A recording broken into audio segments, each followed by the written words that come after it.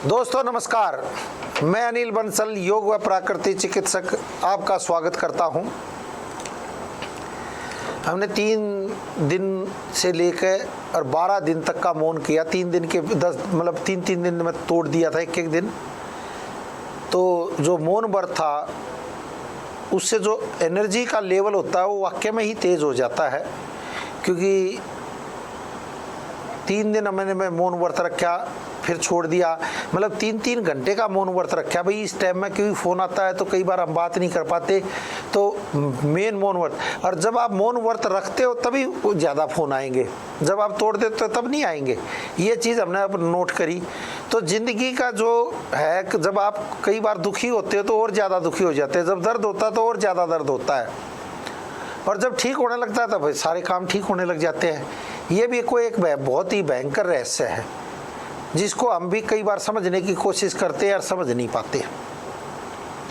ऐसे ये दोस्त हमारे रोग हैं, वो अगर ठीक होने लगते हैं तो बड़ा तेज़ी से ठीक होते हैं, और नहीं तो फिर ठीक ही नहीं होते, और परेशानी।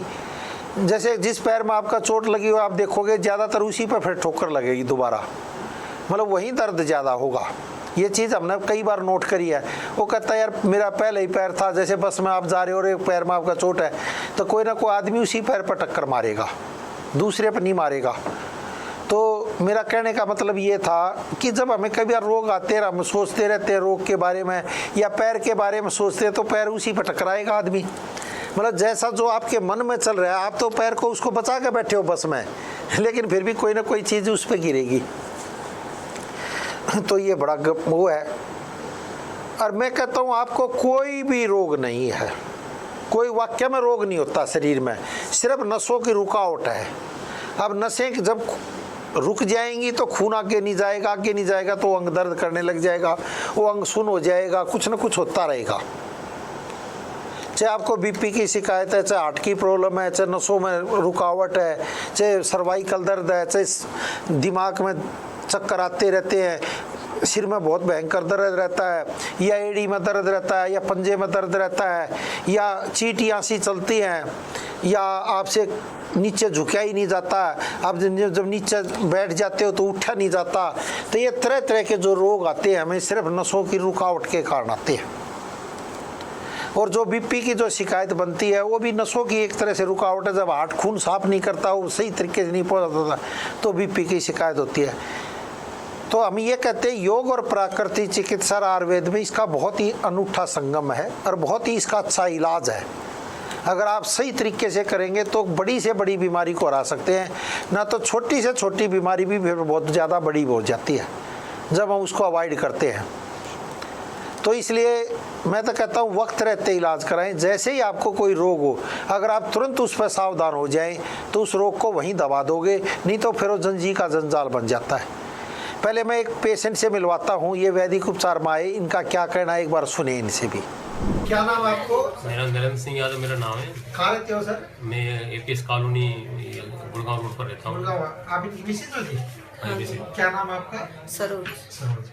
तो वैदिक उपचार कब से यूज किया जी आपने? ये हमारे को करीब 4 महीने हो गए यूज करते। क्या तकलीफ होती थी आपको? हमारे को थोड़ा टेंशन रहती थी दिमाग में। हाँ जी। और ये हमारा थोड़ा बीपी ज़्यादा था, 60 डिग्री।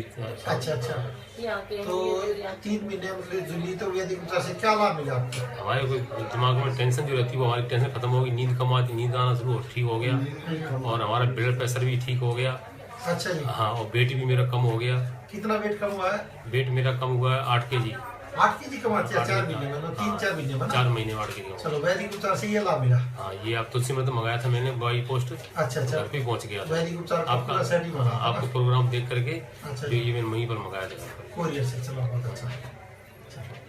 वैदिक उपचार के बारे में आप क्या कहोगे जी? मेरे तो बहुत अच्छा लगा, और मेरा शरीर हल्का होता है, और मेरे को कोई कमी नहीं मालूम पड़ी। लोग देखते ये बोलते तुम इतना कमजोर क्यों हो गया? बोला तकलीफ तो कोई मेरे कोई नहीं है, तो कोई दिक्कत है। और आंखों में कुछ कम नजर आता तो वो भी ठीक हो रहा है, हल्का। हाँ, अच्छा, आप क्या कहोगे इस वैदिक उपचार के बारे में? मैंने मंगाया था, फिर इनको दिया पीने के लिए। अच्छा अच्छा, हम ही ज्यादा देखते हैं तो ड्यूटी पे ज्यादा रहते और हैं। सेना ड्यूटी करके सेना आप नहीं मंगाया था वैदिक? मैं नहीं मंगाया था, फिर ऑपरेशन की वजह से मैंने बंद कर दिया, इनको दे दिया मैंने। अच्छा, ये ठीक हो गए। मेरी बच्ची ने देखा था प्रोग्राम, उसने तो कहा मम्मी आपको ये फायदा करेगा, ये देखो बच्ची ने ऑर्डर किया था वो मंगाया था। अच्छा, देखा दोस्तों, आपने सुना इनका, ये इनका अपना निजी मत था। मैं आपको स्वतंत्र चिकित्सा लेने की सलाह देता हूं दोस्तों, और दवाइयों को हमेशा डॉक्टर की सलाह से ही ले।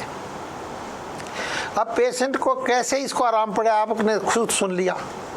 अब प्रोपोज सिंधु का फ़ोन आया हमारे पास, मतलब मैसेज आया है कि मेरे को बीपी रहता है, हाई शुगर रहती है, बहुत ज़्यादा शुगर बनी रहती है।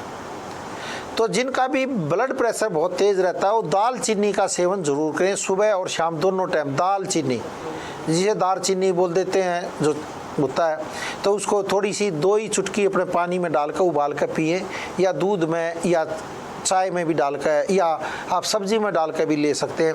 इससे आपका बीपी कंट्रोल करने में बहुत अच्छी मदद करता है। और तरबूज के जो बीज की गिरी होती है, तरबूज के बीज की गिरी जिसे मगज भी बोलते हैं दोस्तों, तो उसकी बीज की गिरी आप खाएं, उससे भी बहुत अच्छा आपको लाभ मिलेगा। सुबह और शाम खाना खाने के बाद एक फांकी वैसे ही मार लें, टेस्टी के लिए भी, तो बहुत ही अच्छी होती है। तो उससे बीपी में बहुत अच्छा आराम पड़ता है। और जो ट्राइग्लिसराइड जब जमता है खून में, वो कोलेस्ट्रॉल को कम करने में बहुत अच्छी मदद करता है। तो तरबूज के बीज की गिरी, और मान लो हाई शुगर रहती है, शुगर कंट्रोल ही ना होती, तो मैं तो ये कहूँगा एक बार वैदिक उपचार के डॉक्टरों से और सलाह ले लें। इसमें आयुर्वेद में क्या कर सकते हैं। दूसरा, 1 करेला और 3-4 टमाटर, 1 करेला 3-4 टमाटर, उसमें पालक के, मूली के, अमरूद के, या आम के, या जामुन के, या पीपल के पत्ते, वो भी 5-7 डालकर उसका जूस लेंगे तो बहुत ही अच्छा आपको इफेक्ट पड़ेगा। एकदम आपकी डायबिटीज़ कंट्रोल नहीं आएगी, क्योंकि करेले में भी इंसुलिन है, टमाटर में भी इंसुलिन है। जब ये दोनों इंसुलिन मिलेंगी आपके शरीर में बहुत ज़बरदस्त एनर्जी का लेवल बढ़ा देंगी।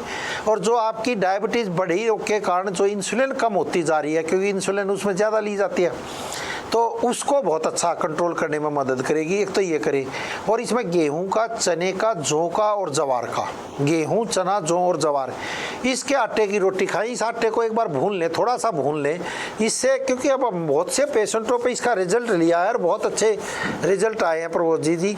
तो ये करेंगे तो आपको बहुत अच्छा लाभ मिलेगा। और एक ये आप मंडल की क्रिया करें, ये तो वाकई में ही कमाल कर देती है। एक अपने 7 चक्रों को खोल लें, इससे आपको बहुत अच्छा लाभ मिलेगा। एक पवन मुक्त आसन करें जरूर। अरे गोमुख आसन में आप कम से कम 10-15 मिनट बैठें तो उससे बहुत अच्छा लाभ मिलने लगेगा। एक और पेशेंट से मिलवाता हूँ, ये क्या कह रहे हैं, सुने एक बार इनकी भी। क्या नाम है जी आपका? ललित शर्मा जी। कहाँ रहते हो ललित जी? करनाल जी। करनाल रहते हो? हाँ जी। क्या तकलीफ थी आपको? बीपी की प्रॉब्लम थी सर। अच्छा, कितने साल से थी बीपी? बीपी की प्रॉब्लम सर काफ़ी टाइम से थी जी पहले। अच्छा, हमारे यहाँ से कब दवाई खाई थी आपने? सन 2000 में खाई थी, 2012 में जी, 12 में जी। अच्छा, क्या कितने दिन खाई? 1 साल खाई सर। तो अब क्या पोजीशन है? तो अब 2-3 साल बाद आए हो ना? हाँ जी, हाँ जी, अब बिल्कुल ठीक है सर। अच्छा, बीपी दवाई सब छूट गई? हाँ जी।